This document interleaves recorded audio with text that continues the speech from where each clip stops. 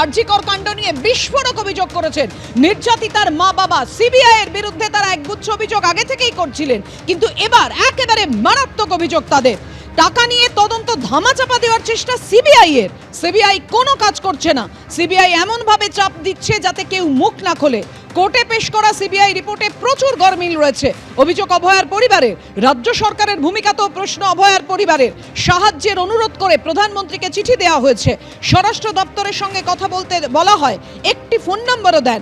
বারবার ফোন করলেও কেই ফোন ধরেননি, দাবি অভয়ার পরিবারের। সিবিআই 10 মাস ক্ষমতা তদন্ত করার ভার নিয়েছে।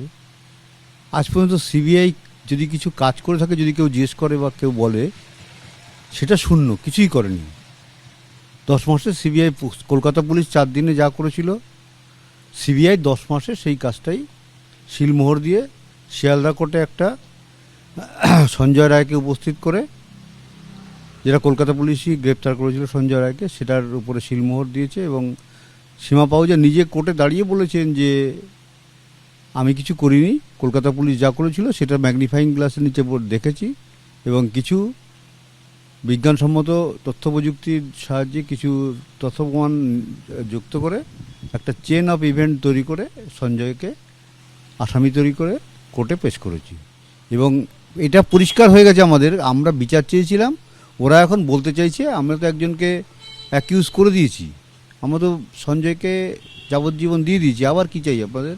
এই ধরনের মানসিকতা নিয়ে চলছে সিবিআই।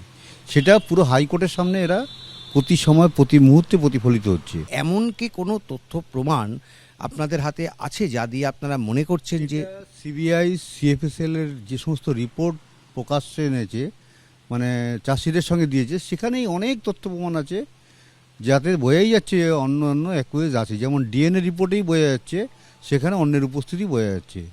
তাহলে উনি ওখানে কি, এরা কি কভার আপ করার জন্য যে চেষ্টা কলকাতা পুলিশ করেছিল, সেই কভার আপ করার চেষ্টাও কি সিবিআই করছে?